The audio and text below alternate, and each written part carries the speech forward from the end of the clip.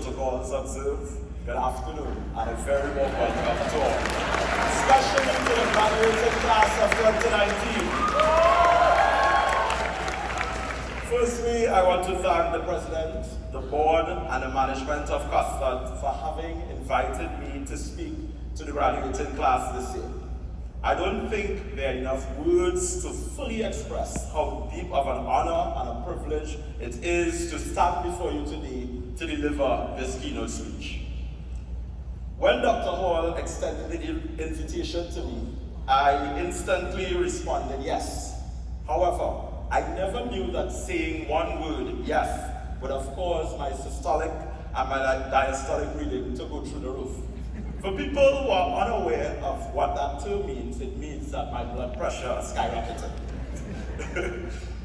I was inundated with anxiety because I kept thinking to myself, what could I possibly say to the graduating class that they have never heard before from people like Oprah? Especially given that I cannot make Oprah's generous offer, you get a car, you get a car, everyone gets a car.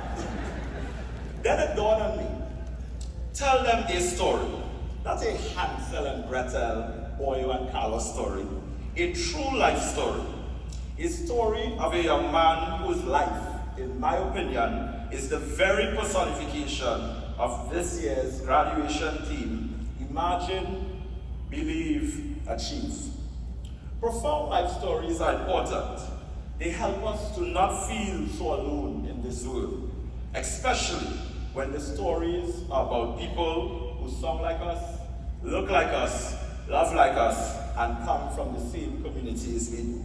So ladies and gentlemen, permit me to share my story with you today. 30 years ago, I was born a couple months before my time on a dark, rainy Tuesday night in November 1989.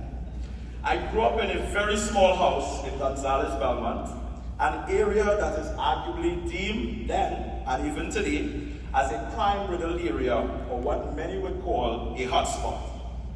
Similarly to many families in that community, my family was not affluent, and we were struggling to make ends meet. Luckily, my mother, Paula, my grandmother, Eastland Squires, and my aunt, Master Squires, were all determined to ensure that the perpetual family cycle of poverty ended with me. Though I did not come from a rich family, through toil, sweat, and tears, they paved a pathway for me so that my future could be brighter. They showered me with love and support, and they instilled values of integrity and decency in me. Luckily for them, their mission was relatively easy. I always tried to be on my best behavior. I was passionate about success. I worked very hard, and thankfully, I excelled academically. I know that many of you will not relate to this, but I had a knack for math. Yes, maths. I also enjoyed anything to do with problem solving. By age 9, I knew, or at least had some semblance of what I wanted to do. Something many of my peers could not identify with. I knew I wanted to be a force of good. Innocently, I would always tell my mother, I want to change the world. I want to do great things. Her responses would always be along the lines of, my dear child, you could be anything you want. I want you to wholeheartedly pursue all your dreams.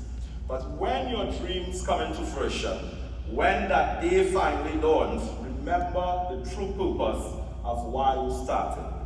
Ask yourself this defining question, and what now?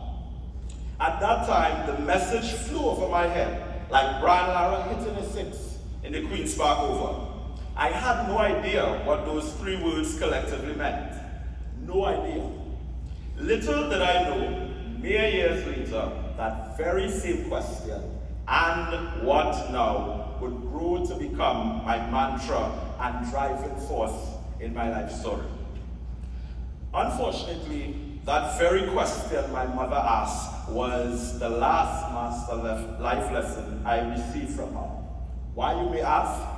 On Saturday, the 19th February 2000, my life changed forever. My mother died. I was only 10 years old. However, the tragedy didn't end there. My father then walked out of my life, never to return. In the blink of an eye, I, an innocent 10-year-old boy, became somewhat of an orphan. My dreams, aspirations halted, crushed, decimated. My world caved in. The chances of becoming another statistic in my community was real, very real.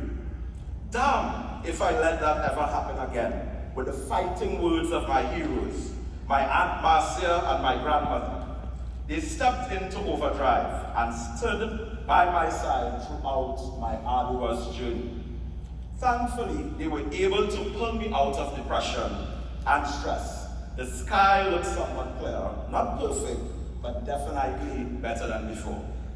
1 year later, 2001 to be specific, I sat the SC examinations and passed for Southeast Port of Spain Secondary School. It is there I discovered my passion for technology and knew categorically that it would be my destined career path. In 2006, I got 7 CXC passes, and though my family and I were immensely elated, my mother's words surfaced in my thoughts again like a broken record. And what now? And what now? A series of questions followed my mind immediately after. What are you going to do now? Are you going to settle with 7 O-levels and find a job? Or are you going to continue to push yourself further until your true purpose is finished? With the guidance of my IT CXC teacher, Tamara Williams, I went on to pursue an associate degree in IT at this very college, CUSTAT. A decision that was the primary catalyst for a series of positive events throughout my life. CUSTAT equipped me with the necessary tools to pursue higher learning and gave me an adequate theoretical and practical foundation. This is thanks to our CUSTAT faculty, whom I'm sure all of you agree are some of the best lecturers this Twin Island Republic has. Lecturers like Nicole Alexander, Adrian Andrews, Katyan Townsend, Anissa Powder, marvelous Martha Wilson, and the late Sean Kobe and Katie and Marshall all had a hand in molding me. Literally 10 years ago, 1 decade ago, on Saturday, November 21st, 2019, I sat where you are today. In the graduation auditorium, I was filled with a plethora of emotions, many of which you may be feeling right now. In the midst of the roller coaster of my emotions, those very last words my mother told me resurfaced. And what now? So CUSTAT graduates, I ask you the same thing I asked myself 10 years ago. Now that you have accomplished the very thing that you have worked this hard for, what now? The answer to that question was the impetus to continue my academic and professional journey. I believed I could do anything I set my mind to.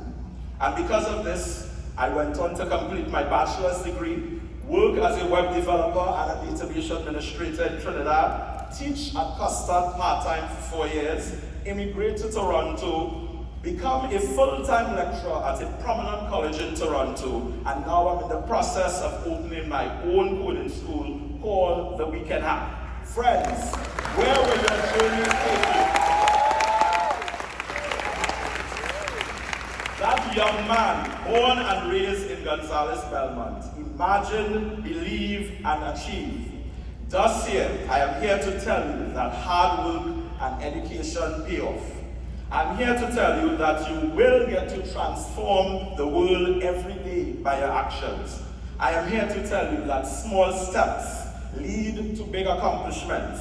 My mother's words have never been clearer than they are to me now, and I hope they will resonate with you as well. Oftentimes, we are eager to accomplish something. We place so much emphasis on acquiring the trophy that we tend to forget the reason why we started along a particular path. or don't think about the next step when we get what we want. So graduating class of 2019, yes, your grades have been ruled. Yes, you are done with COSTAT, at least for now.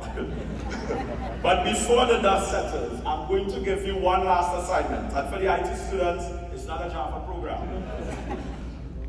I want you to truly, deeply reflect on what your true purpose in life is.